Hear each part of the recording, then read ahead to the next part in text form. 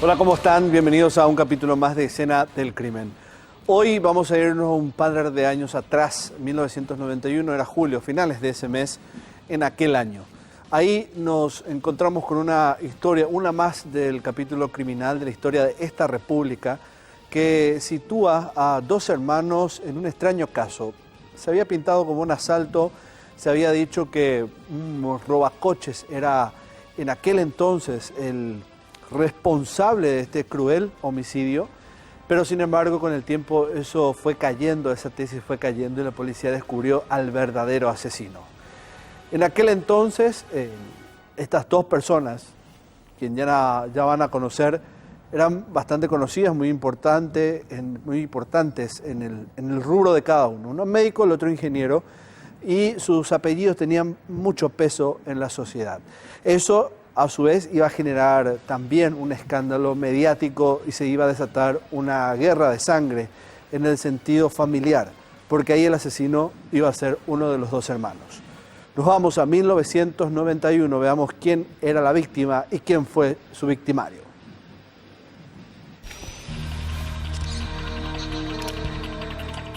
Perfiles. Víctima, nombre: José Antonio Saldaña de Font, edad 49 años, nacionalidad paraguaya, domicilio Asunción, profesión ingeniero. El hombre recibió un impacto en la cabeza que le ocasionó la muerte en cuestión de segundos. Victimario, nombre: Eduardo Saldaña de Font, edad 46 años, nacionalidad paraguaya, domicilio Lambaré, profesión médico cirujano. Dijo que su hermano fue asesinado por un robacoches. Él fue condenado a 18 años de prisión por el crimen. ¿Qué pasó en aquel entonces? Les decía, era a finales de 1991, los dos hermanos estaban en uno de los vehículos, era el centro de Asunción, el escenario de todo eso, cuando en cierto momento una detonación sacudió el habitáculo de ese vehículo y uno termina finalmente muerto dentro de ese automóvil. El otro escapó. En aquel entonces, imagínense, 1991, esto de los circuitos cerrados, hoy en día los perímetros, los testigos mecánicos no existían, pero eso no iba a ser impedimento para que exista un testigo que después aportaría datos importantes en la investigación policial y que de por sí una coartada muy débil, aunque quizás ayudado por algunas cuestiones de criminalística, como por ejemplo el haber dado negativo en las pruebas de nitrito y nitrato, eso igual se fue desmantelando, fue cayendo de por sí y se descubriría quién era el responsable. Esto fue lo que pasó a finales de julio de 1991 aquí en el centro de Asunción.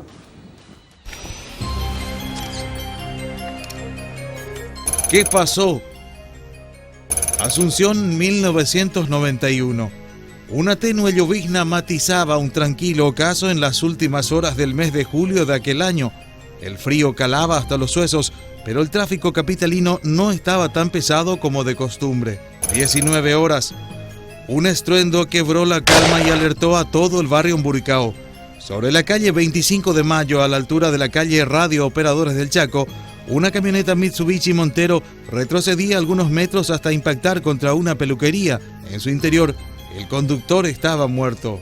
La víctima era el ingeniero José Antonio Saldaña, de 49 años, cuyo hermano, Eduardo Saldaña, se alejaba corriendo mientras la sangre de a poco se extendía en el tapizado. Vecinos del lugar dieron aviso a la policía y los uniformados de la comisaría Sexta Metropolitana llegaron sin demora. La víctima presentaba un balazo en la cabeza y los primeros reportes hablaban de un posible robo. Varios documentos habían quedado en el regazo de la víctima, la guantera estaba abierta y el cenicero arrojado en el tapiz del acompañante. Los limpiaparabrisas del rodado quedaron activados. 20 horas. Una gran cantidad de curiosos se agolpó en el lugar raudamente. Alrededor de 45 minutos después, llegaba al sitio Eduardo Saldaña, médico de profesión y socio comercial del fallecido. Yo no pregunté el tiempo que tardé en volver, ¿no es cierto? Fue inmediato porque mi cuñado estaba arrancando, calentando su motor. Cuando yo llegué, le pedí socorro. Más que socorro, le dije, llévame. Y ahí yo le dirigí para ir al lugar ¿No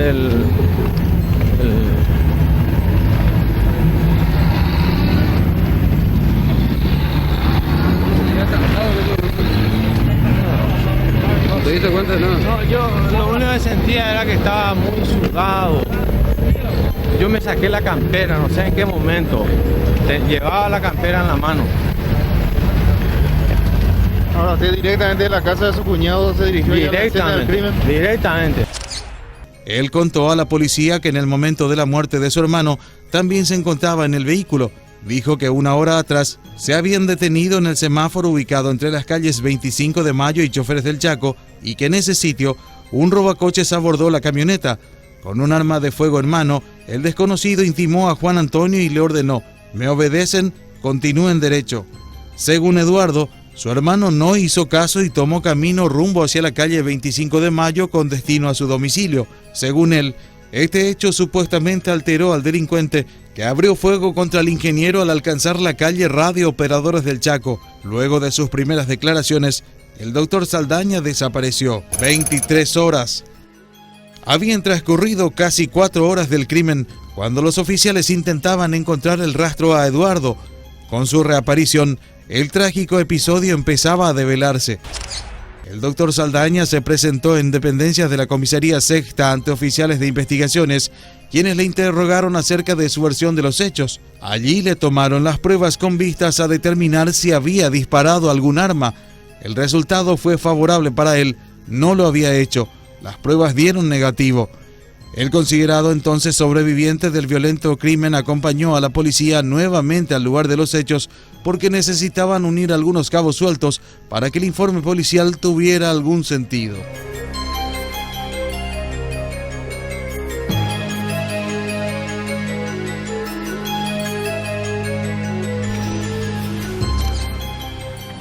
Bueno, qué extraño en cuanto a la investigación, porque el disparo, ustedes van a ver en heridas que hablan, es uno solo, es certero porque el arma era bastante poderosa, era una .45, lo cual prácticamente, y disculpe lo frontal que va a sonar esto, pero le destrozó prácticamente el cráneo, y con ello evidentemente queda un mensaje en el sentido de que este no tiene que quedar vivo. Prácticamente eso es lo que entendieron los policías de aquel entonces cuando encontraron el cuerpo de Saldaña recostado hacia el lado derecho, es decir, estaban en el asiento del acompañante y con el cuerpo levemente inclinado hacia la derecha, lo cual significa de que el tirador fue el conductor. Fíjense en lo siguiente: en aquel entonces criminalística, si bien con ciertos conocimientos, no establecía ciertas reglas como la planimetría, trayectoria del disparo, entre otras cuestiones. Sí, de alguna manera eran personas con ciertas preparaciones, pero un poco toscas en el sentido de establecer ciertos requerimientos a la hora de levantar evidencias.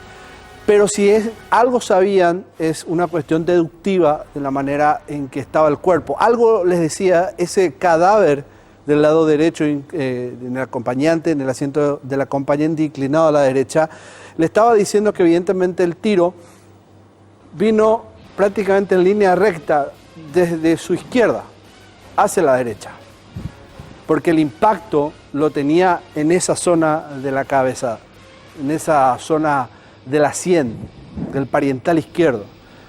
Entonces, la versión del hermano era un poco complicada porque él había dicho que un asaltante, un robacoches, subió al vehículo y les disparó. Si es que ese asaltante subió por detrás, salvo que haya tomado el volante, que es muy poco probable, si subió atrás y le disparó desde atrás, quiere decir que la trayectoria de la bala iba a ser otra, iba a tener un ángulo de inclinación y tal vez el orificio de salida iba a apuntar hacia el sector frontal de ese cráneo, y eso no era así. Quizás por eso la policía se tomó el paso a paso detenido y con el informe forense lograron establecer cosas incongruentes en la versión del hermano y comenzó a ser él el sospechoso de este crimen. Vamos a conocer más detalles en heridas que hablan de cómo finalmente mataron a este médico.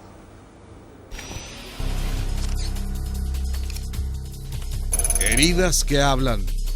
Un impacto en la cabeza fue el causante de la muerte inmediata del ingeniero José Antonio Saldaña. A considerar por la magnitud del orificio producido por la bala, a priori, los investigadores determinaron que se trataba de un arma de poderoso calibre. Al momento del disparo, la víctima se encontraba en el asiento del conductor de la camioneta y tras recibir el tiro, quedó semiacostada y tirada hacia el asiento del acompañante. El cadáver fue trasladado hasta la sede de aquel entonces Primeros Auxilios, actual Hospital de Traumas, donde fue inspeccionado por el médico forense René Molinas. Su muerte fue diagnosticada como traumatismo severo de cráneo por impacto de arma de fuego. Le decía, el arma que se utilizó en aquel entonces era un arma muy potente. Imagínense una .45, distancia muy corta. Eso fue a bocajarro, a quemarropa. Háganse la película. Estaba manejando el médico y le dispara al hermano, al ingeniero, desde este lado prácticamente. Esa arma fue peritada después y los detalles técnicos logramos recrearlo con postproducción para entender un poco de alguna manera cómo funciona esto y también hablar primeramente de los detalles de esa arma de fuego.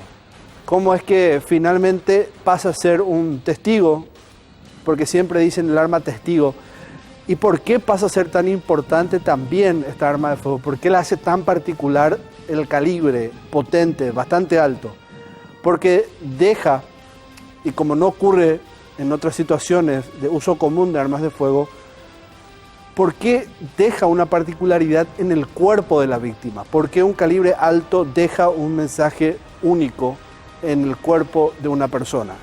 Y porque tiene que ver justamente con la dinámica del disparo, porque tiene que ver con lo que genera en el objetivo y lo que deja finalmente como rastro. Y más aún, cuando esa arma de fuego tiene un hilo conductor a quien fue el que la proveyó, es donde se vuelve fundamental en una investigación. Porque quizás la persona que la proveyó pueda reconocer al homicida. Y así fue.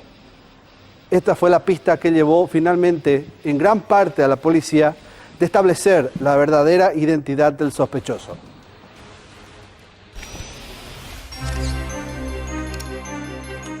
El arma del crimen.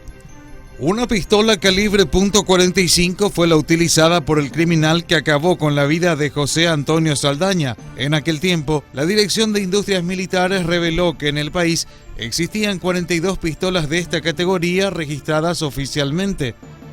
Lo llamativo fue que el hermano del ingeniero, el cirujano Eduardo Saldaña, contaba con una del mismo tipo y calibre, adquirida 4 años antes del asesinato, de acuerdo a lo revelado por un hombre de nombre Tomás Vinicio Irala Lomaquis, quien dijo haberle vendido una por la módica suma de 225.000 guaraníes. El arma no se encontraba a nombre de Saldaña, pues en los registros oficiales pertenecía originalmente al empleado militar de caballería Mario González, quien la vendió a un civil de nombre Mamerto Romero a finales de la década de los 70.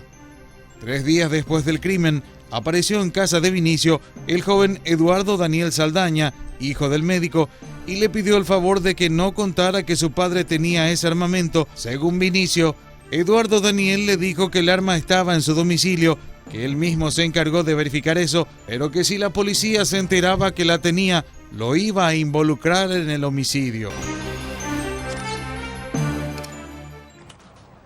Vamos a ver ahora también cómo funciona la .45. Estamos viendo la investigación, los detalles del arma homicida, de esta arma de fuego utilizada por el hermano médico, Saldaña, el médico, y que provoca la muerte, la que es utilizada para el homicidio del hermano médico de esta familia. El arma, como les había dicho, es un arma muy particular. Para aquel entonces podría haber sido de una circulación hasta frecuente. Hoy en día es difícil escuchar de armas de este tipo, de este calibre, al menos en su uso. Hoy en día la gente está más familiarizada con las semiautomáticas, las pistolas, no tanto así con un revólver .45, ¿no? Su efectividad es, bueno, quizás sea de gustos pero es hasta 100 veces más que una semiautomática porque de estas al menos no se atascan. Tal vez esta sea una de las particularidades de esta arma. Quien la haya comprado, elegido, uno podría decir, sabía, conocía de armas y pidió algo potente, algo que le pueda dar efectividad. Necesitaba lograr su objetivo. Esa podría ser una hipótesis, una lectura. La otra pudiera ser el producto de la casualidad. Era lo que había disponible en el mercado en aquel entonces y por un costo bastante alto, 230.000 en aquel entonces era muchísimo dinero.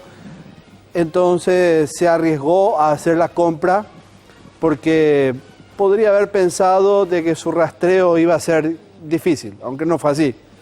Ya vimos que no costó tanto llegar hasta él a través de esa misma arma de fuego. Veamos cuál es la mecánica de uso, cómo funciona, cuál es el origen del arma utilizada por Eduardo, el asesino de su hermano.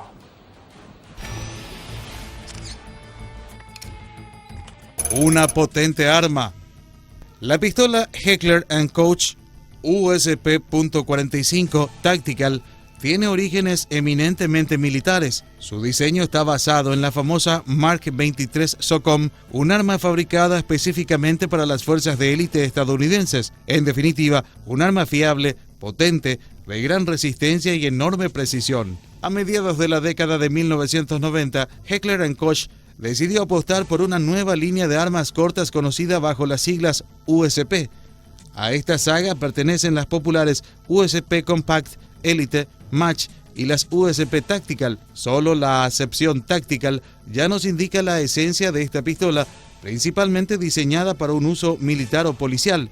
Esta concepción táctica se pone de manifiesto con solo entrar en contacto con el arma. A simple vista, llama la atención el extremo del cañón que sobresale unos pocos centímetros de la corredera. Además, justo al final del cañón hay un pequeño roscado para que, en aquellas unidades de fuerzas del orden y países cuya legislación lo permita, pueda incorporarse un silenciador. Su cañón de casi 13 centímetros y su sofisticado sistema de acción, que reduce notablemente el efecto de retroceso, confiere a esta pistola una precisión prácticamente innata. De hecho, en manos de un experimentado tirador, es capaz de completar inmejorables agrupaciones para un arma de estas características. A esta excelente precisión también le ayuda el calibre .45 con el que está equipada, un cartucho potente y a la vez preciso en disparos de corta distancia. Cuenta con una aleta de seguro de 2 posiciones que se acciona manualmente, una mira trasera fácilmente regulable, un guardamonte de gran amplitud que protege el disparador y una mirada delantera de perfil alto para que el tirador pueda visualizar sin problemas, incluso con el silenciador colocado. Uno de los valores añadidos de esta pistola táctica se encuentra en su disparador. De gran recorrido, es fácilmente regulable por parte del tirador, permitiendo que se adapte a sus preferencias con solo unos pequeños ajustes. Además, a diferencia de la mayoría de las pistolas semiautomáticas, el disparador puede funcionar tanto en doble acción como en simple acción, lo que una vez más muestra su enorme versatilidad. En el modo doble acción ofrece al tirador un mayor control del arma, mientras que con la opción de simple acción puede vaciar los 12 cartuchos del cargador de forma más rápida. Y ya que hablamos del cargador, el botón para expulsarlo y recargarlo es ambidiestro. Cuenta con un mecanismo de acerrojamiento tipo Browning de simple y doble acción y martillo percutor exterior. La empuñadura de la pistola está fabricada en polímero reforzado con fibra de vidrio y piezas de acero inoxidable. Una rectificación de parte, ¿verdad? Estamos hablando de un arma, una pistola siempre y la potencia que ella genera. No así un revólver, ¿verdad? Como había dicho en un principio. Ahora, esta arma, ¿dónde quedó finalmente? ¿Dónde se encontró? ¿Cómo es que llega a seguirse rastro después? ¿Por qué se convierte en una pieza fundamental de la investigación? ¿Cómo es que llega a rastrear la policía? Y por sobre todo, ¿cómo llegan hasta el hombre que finalmente le ofreció a Eduardo o con quien Eduardo contactó para conseguir el arma que iba a finalmente dar muerte a su hermano?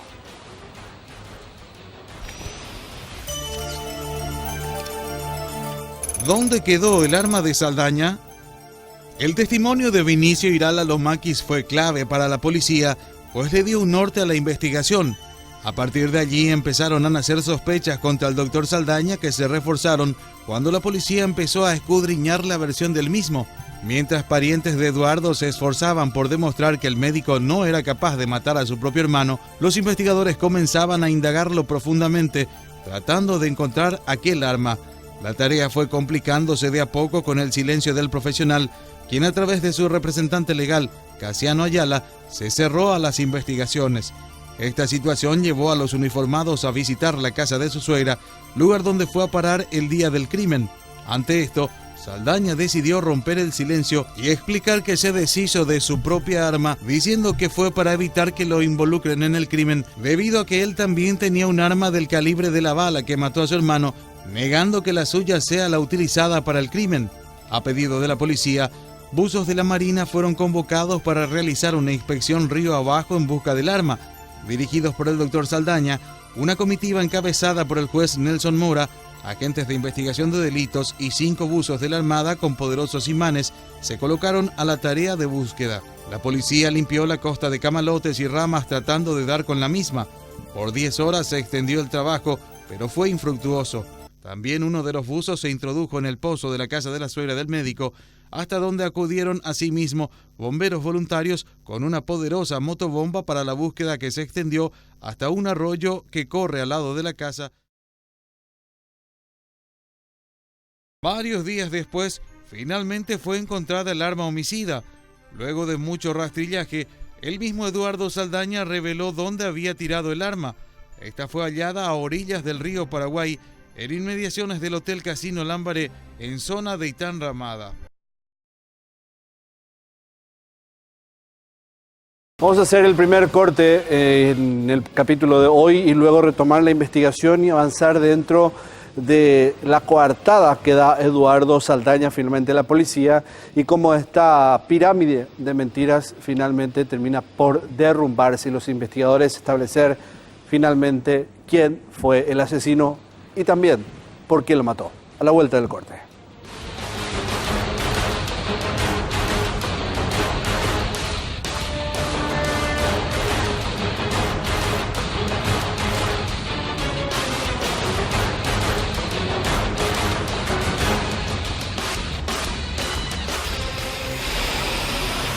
José Antonio Saldaña de Font, un hombre, un ingeniero en aquel entonces, en 1991, asesinado por su hermano en pleno centro de Asunción. Los dos iban en una camioneta cuando él termina con un balazo en el cráneo. Había utilizado un arma .45 para cometer el crimen, un arma que después se perdió el rastro y finalmente se pudo establecer quién fue el que lo vendió y por cuánto.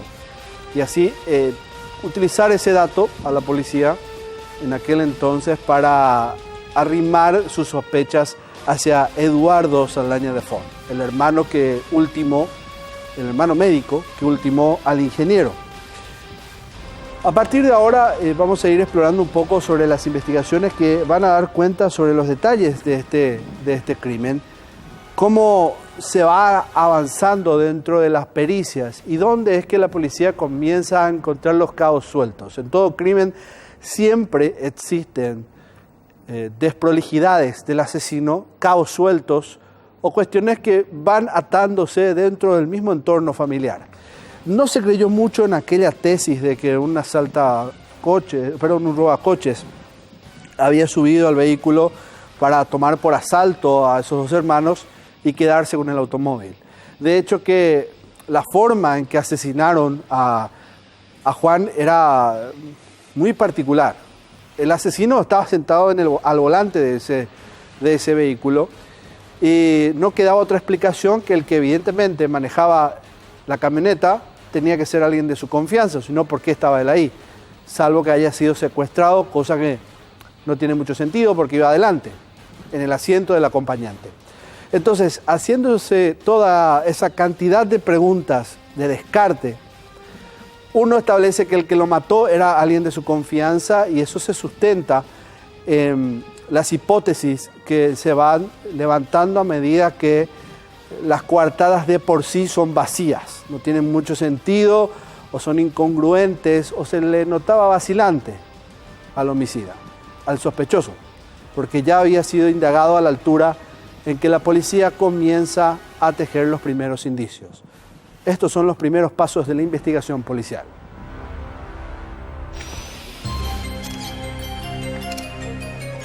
Los primeros indicios. El ingeniero José Saldaña era muy conocido en el mundo empresarial. Estaba casado y tenía 5 hijos. Su empresa de arquitectura e ingeniería tuvo vinculación con trabajos realizados en Itaipú Binacional y se había desempeñado como directivo de la Cámara Paraguaya de la Industria de la Construcción. Numerosas especulaciones que se entrecruzaban sobre el crimen y comentarios de toda índole eran alimentados por indicios poco claros sobre la forma en que ocurrieron los hechos. Decían que el carácter explosivo y sumamente impulsivo del ingeniero hizo que reaccionara en este caso como todo el mundo que lo conoció pensó que iba a reaccionar. No obstante, la incertidumbre se sentaba en la posibilidad de que no le hubieran permitido al supuesto robacoches subir a su vehículo por más armado que estuviera. Las inquietudes de la policía sobre el hecho iban en torno a que era bastante llamativo que un robacoches hubiera actuado solo y a pie contra 2 hombres. Además, que hubiera utilizado el recurso de abrir la portezuela trasera aprovechando que el vehículo estaba quieto ante la luz roja del semáforo, que era una situación por demás extraña. El desconocido desapareció como si se lo hubiera tragado la tierra y el hermano de la víctima no pudo dar detalles sobre el sospechoso, a pesar de haber recorrido varias cuadras juntos antes de que matara a su hermano y él saliera corriendo. Los testimonios de la gente que se agolpó alrededor de la camioneta con su víctima muerta a bordo dio versiones contradictorias y confusas a los investigadores. Lo que sí quedaba claro a los efectivos policiales era que la versión dada por el hermano se apartaba del común modus operandi de los robacoches. Todo esto motivó a la prosecución de la investigación sin ninguna pausa.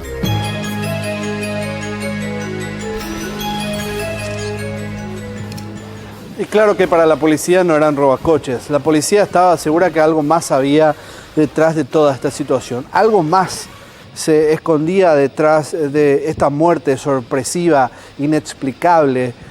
Juan no tenía enemigos, era un médico que no tenía alguien que le haya reprochado una mala praxis, una cuenta pendiente, una enemistad casual, qué sé yo. Salió un día y estuvo de mal humor, se cruzó con alguien y este alguien le dijo algo y por ahí hubo una pelea que después llevaría a pensar que existiría una venganza.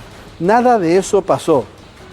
No había otro cordel de dónde tirar para poder saber qué realmente ocurrió en aquel entonces. Era prácticamente un hecho que, como les decía, el que lo mató era alguien de su confianza. Por algo iba al mando de ese vehículo y solo necesitaban saber si realmente era el hermano. Tenían sospechas porque estuvieron juntos un poco antes y también más tarde se sabría que él bajó de esa camioneta unas cuadras antes del lugar donde finalmente termina muerto, cuando que en realidad eso también era mentira. Eso también era parte de la coartada de Eduardo, del médico. Realmente el ingeniero muerto tenía una herida en la cabeza que delataba muy bien al asesino. Lo quería muerto sin posibilidad siquiera de salvarse con lo mínimo. Ahí había una hazaña de por medio y solo faltaba entender de dónde provenía esa pasión violenta con la cual se la mató. Fue así que poco a poco los investigadores comienzan a descartar la tesis que había dicho Eduardo en su momento de un supuesto robacoches que se ofuscó porque el cambio de dirección, que el ingeniero que iba al mando supuestamente del vehículo cambia de dirección y eso termina por molestarlo y es por eso que lo matan. Todo eso comienza a derrumbarse a medida que la investigación avanza. Así fue que la policía descarta la tesis del robacoche.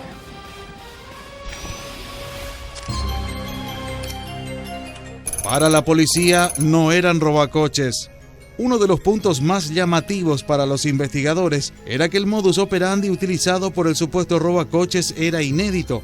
Según los uniformados, este tipo de asaltantes no acostumbraba a subir a los vehículos sin antes haber encañonado al conductor previamente.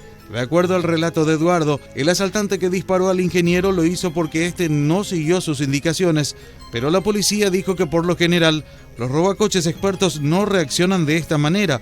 En todo caso, proceden a golpear a culatazos a sus víctimas, dijeron, pero no acostumbran a disparar por cualquier motivo. A esto se sumaba que el autor huyó sin llevarse nada. Para los indagadores, en caso de que fuera realmente robacoches el autor, probablemente se trataba de un novato. A ellos no les cuadraba esta hipótesis, pues los delincuentes de este tipo que operaban en la capital no eran inexpertos. También era llamativo que no hayan aparecido más testigos que corroboraran de una u otra manera lo afirmado por el doctor Saldaña, más todavía si se tomaba en cuenta que el crimen ocurrió a las 19 horas, horario en que el tráfico automotor se encuentra congestionado por lo general. El médico dijo que tras recibir el disparo, el cuerpo de su hermano se recostó sobre él. El interior del vehículo estaba bañado en sangre, al igual que la campera de Eduardo presentaba rastros de sangre, pero no estaba mojada, situación extremadamente rara, considerando la llovizna que cubriera la capital en ese momento.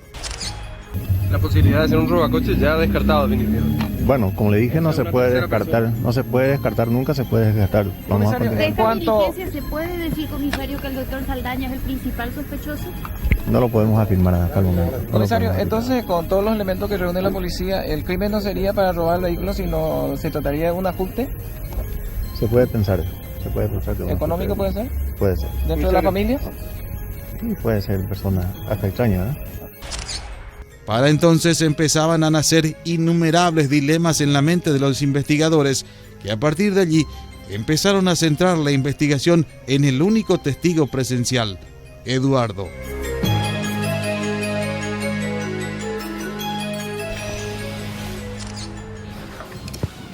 De testigo a homicida, y ordenando un poco las ideas, entonces tenemos a el ingeniero que iba al mando de la camioneta, iba conduciendo, por eso es que la tesis, la coartada de Eduardo habla del supuesto robacoche que estaba detrás, que subió intempestivamente y le ordena conducir, seguir derecho. Él cambia de dirección, eso le molesta y supuestamente por eso lo mata. El balazo que lo recibe en el cráneo, en la sien derecha, y ese impacto provoca que su cuerpo se desvanezca hacia el lado derecho, es decir, hacia el lado del acompañante, prácticamente medio torso hacia el asiento del acompañante, es lo que encontró la policía. Eduardo dijo que se bajó supuestamente un poco antes, y ahí es donde existen ciertas confusiones, cómo él finalmente queda ileso del ataque, logra al menos escapar según su versión, y también el asesino, que en este caso era un supuesto robacoche. Ya con esas tesis descartadas, porque no tenía mucho sentido lo que decía Eduardo, es que la policía comienza principalmente a sospechar de él. ¿Qué sabía realmente Eduardo? Eduardo dijo todo, contó a medias o mintió. Así fue que la policía descubre realmente quién era Eduardo y cómo llega a él finalmente la tesis de la responsabilidad, de la autoría del crimen. Cómo es que llega finalmente a atarse todos los cabos para los investigadores ante tanta duda, después de descartar un ajuste de cuentas al menos fuera de su entorno familiar. Esto fue lo que hizo la policía en aquel entonces. La detención del doctor Saldaña. Con el correr de las horas y días, la versión de que podría tratarse de un asalto e intento de robo de vehículo iba desvaneciéndose. La hipótesis de la policía empezaba a tejerse en la probabilidad de que se trataba de un ajuste de cuentas, una violenta venganza. Para la policía, toda persona era sospechosa, especialmente desde el momento en que ha estado con la víctima. Al tercer día, Eduardo Saldaña fue detenido. Las dudas de la policía. Ya en ese momento, el doctor caía en incoherencias. Especialmente lo hizo durante la reconstrucción del crimen, donde no pudo explicar muchas cosas que generaron fuertes dudas en la policía. El primer punto tenía que ver con el hecho de que, lejos de auxiliar a su hermano, siendo profesional de la salud, decidió salir corriendo 20 cuadras hasta la casa de su suegra. ¿Por qué lo hizo? ¿Qué lo motivó a huir? Él dijo que creyó que al bajar del rodado en que iba con su hermano, el delincuente lo seguía. Otro de los cuestionamientos fue porque él no recurrió a un vecino o a algún automovilista que pasaba por el lugar o en el mejor de los casos, ir hasta la casa de la víctima distante a solo 4 cuadras del lugar, en vez de ir al punto más lejano, a 2 kilómetros, a la casa de su suegra. Esa noche había muchas luces, yo no sé si era de fiesta, de kermesse, de qué. Entonces yo sigo Mariscal López y ahí se me ocurre la idea, bueno, de mi lugar seguro era un familiar, ¿sí? Y ahí vamos a ir.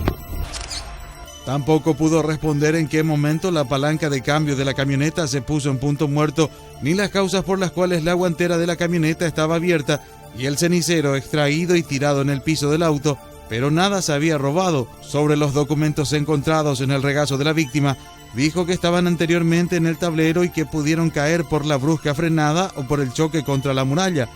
Otro indicio que levantó fuertes sospechas fue porque el doctor no tenía mojada la ropa cuando llegó al lugar de los hechos después de 45 minutos, considerando la pertinaz llovizna de esa noche en que supuestamente caminó 20 cuadras hasta la casa de su suegra.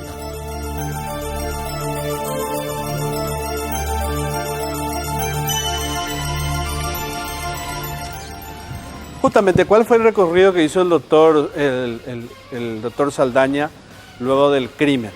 Son 20 cuadras que él caminó intentando reconstruir, o construir, mejor dicho, esa es la palabra, construir una hipótesis, una coartada para darle a la policía, lo que finalmente termina hasta poniendo a su suegra dentro del saco de investigación. Vamos a ver a propósito ese mapa, ahí vemos la reproducción, salió de 25 de mayo y Radio Operadores del Chaco, ahí donde ocurrió el crimen, luego va hasta Choferes del Chaco, todo esto caminando, pasa San Alfonso, Las Perdas, donde está Radio Ñandutí, baja por General Atiliano Cantero, va hasta Guillermo Sarabí, de ahí gira finalmente a su izquierda, va 1, 2, 3, atraviesa Campo Severa, 4, la quinta cuadra Eugenio Estigarribia, sexta, y gira finalmente hasta llegar a Mariscal López, a Jiménez de Castro, donde queda la casa de la suegra. Jiménez de Castro y Andrade. Esto es barrio Villamorra de Asunción, y ahí llega hasta la casa de su suegra. Veamos de nuevo rápidamente. Esto él había hecho en 20 minutos. 20 minutos. Ahí se ve Radio Operadores del Chaco, 25 de mayo, va a Choferes del Chaco, y acá más o menos hace una S, por decirlo así, de donde sale, por Antonio Cantero, va hasta Guillermo Sarabí, que es paralela a la Legión Civil Extranjera, para que usted pueda ubicarse, y de aquí hace como unas 6 o 7 cuadras. Ahí cruza Campo Cervera, Juan Eulogio Estigarribia, básicamente muy cerca de la Recoleta, y usted ve en el trazado del mapa satelital, va por Gómez de Castro, que es una paralela a Reclus, y en Gómez de Castro y Andrade está la casa de la suegra. Llega él ahí, a esa casa, y esto lo había hecho en 20 minutos. Cuando se hizo la reconstrucción del caso, los investigadores lo hicieron en 30 minutos aproximadamente, de 30 a 35 minutos, lo cual, bueno, 10 minutos podría ser tal vez aproximado. Pero este mismo recorrido, si se hace en vehículo, se puede hacer entre 8 a 10 minutos, lo que le da tiempo inclusive de ir y venir hasta el lugar donde había ocurrido todo.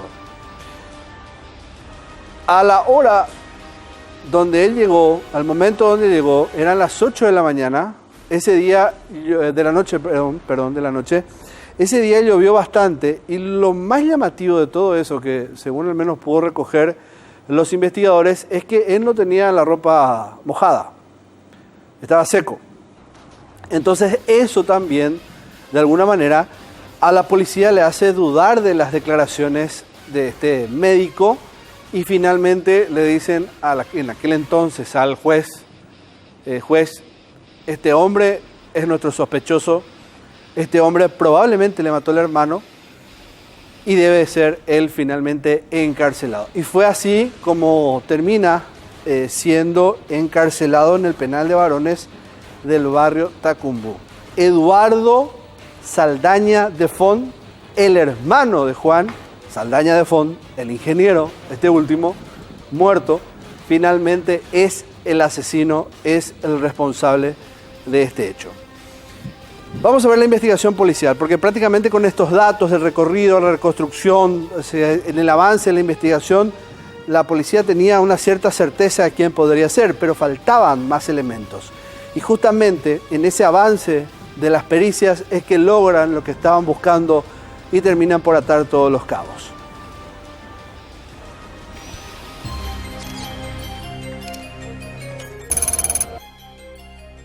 Una de las pruebas que fue determinante para la policía fue el casquillo de la bala que atravesó la cabeza del ingeniero y acabó a unos metros de la camioneta en el pavimento, luego de rebotar contra el cordón de la vereda. Al traspasar el cráneo del ingeniero, también seguramente traspasó la ventanilla y en forma muy despaciosa ya el proyectil vino a topetarse acá por el piso y rebotó por el cordón y se quedó ahí. Los testigos. 3 testigos de la policía también fueron elementales para la investigación, principalmente el propietario de un lavadero de autos, quien aportó los datos más relevantes, pues vio absolutamente todo lo sucedido. Solo 2 personas en la camioneta. Ale Abdem, un joven de 30 años, propietario del lavadero Brillo Bravo, ubicado en la esquina de 25 de Mayo y Radio Operadores del Chaco, casi frente al lugar del crimen, fue esencial para determinar la implicancia de Eduardo en la muerte de su hermano Juan Antonio. Él dijo que desde su oficina vio todo lo ocurrido y que al ver la mitad de la camioneta en los asientos de atrás, no vio persona alguna en ese lugar del vehículo. Es decir, en el rodado solo había 2 personas. El Chevrolet Opala. No obstante, no fue solo eso lo que vio. Él dijo que después de escuchar un gran ruido salió rápidamente a la calle y que vio a una persona con vestimenta oscura desplazarse de forma apresurada por la calle 25 de Mayo hacia Choferes del Chaco. A esa persona posteriormente lo reconoció como el mismísimo Eduardo, quien según él le hizo una seña para detener un automóvil de 4 puertas. Dijo que lo que alcanzó a ver fue que era un Chevrolet tipo Opala con cubierta con masilla blanca de color claro. Este vehículo se detuvo y Eduardo subió alejándose del lugar. La trayectoria del tiro. Al igual que el arma homicida, la trayectoria del disparo fue fundamental.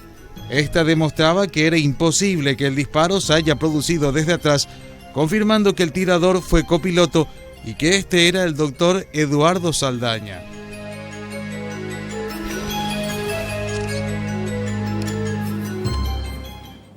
Que básicamente es lo que les comentaba al principio. Era prácticamente imposible pensar que alguien desde atrás le genere ese impacto en el cráneo y que esa trayectoria de la bala haya tenido su orificio de salida a un costado. Evidentemente que el que le disparó estaba prácticamente en la misma línea de la víctima. Digo, en altura y también en la posición en la que sostuvo el arma. Con todos estos indicios, evidentemente la flecha acusadora apuntaba hacia Eduardo Saldaña, el médico asesino, el que mató a su hermano. Así muchos de los medios en aquel entonces, la prensa escrita, la radial, hacía su análisis con respecto a esta situación. En la condena se pudo esto evaluar, los jueces entendieron de que él era el responsable y las pistas y evidencias policiales tenían razón. Fue el único, no tuvo cómplices y actuó de manera consciente en lo que hizo. Esta es la condena a 18 años de Eduardo Saldaña.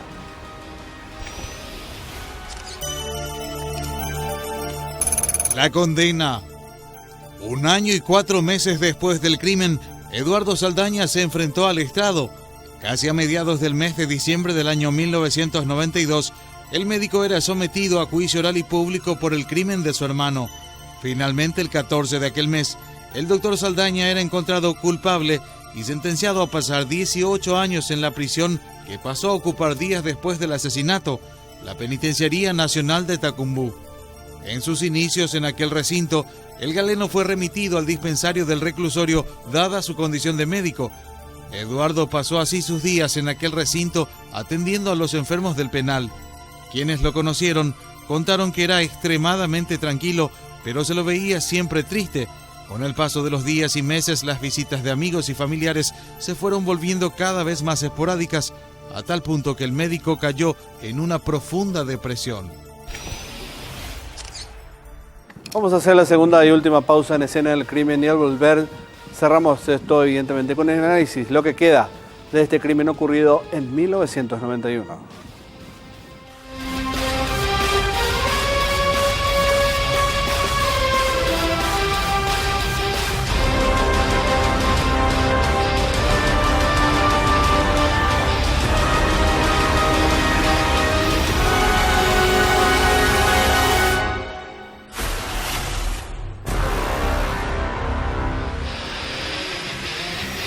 José Antonio fue asesinado en julio de 1991. Un balazo en el cráneo cuando conducía fue lo que lo fulminó. Su hermano, Eduardo Saldaña de Font, fue el autor de ese hecho, tras descubrirse que su tesis, su coartada, no tenía mucho sentido. Él había dicho que un robacoches subió a la camioneta en la que iban, en la parte de atrás, y le disparó al hermano porque este no lo obedeció. Cambió de orientación de itinerario que le había ordenado y eso le costó la vida, supuestamente. Con el paso de la investigación, esto quedó descartado y finalmente se comprobó que el tirador estuvo al lado de la víctima y en ese lugar estaba sentado Eduardo Saldaña. Y nada de lo que dijo, de haber ido a la casa de la suegra, haber estado ahí en ese tiempo, sirvió porque quedó probado de que fue parte de la mentira que colocó como supuesta tesis de lo que él había hecho. Recibió una condena a 18 años de cárcel, tenía que salir en el 2009, pero esto no ocurrió. Él murió poco después de haberse dado la condena por parte del tribunal.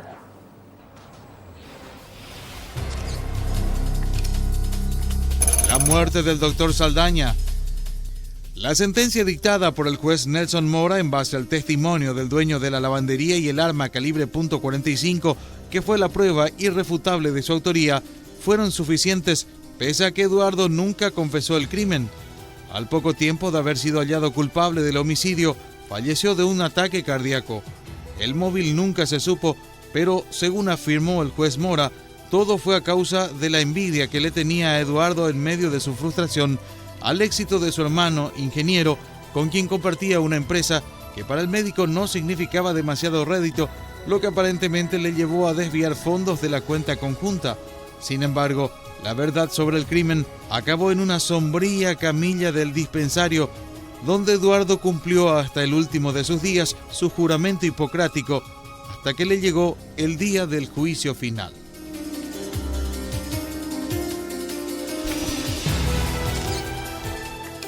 Lo mató por la codicia, por la envidia, quizás por operaciones mal hechas y no pudo justificarlas. Creyó de que asesinando a su propio hermano iba a borrar ese mal paso financiero que tuvo en su momento.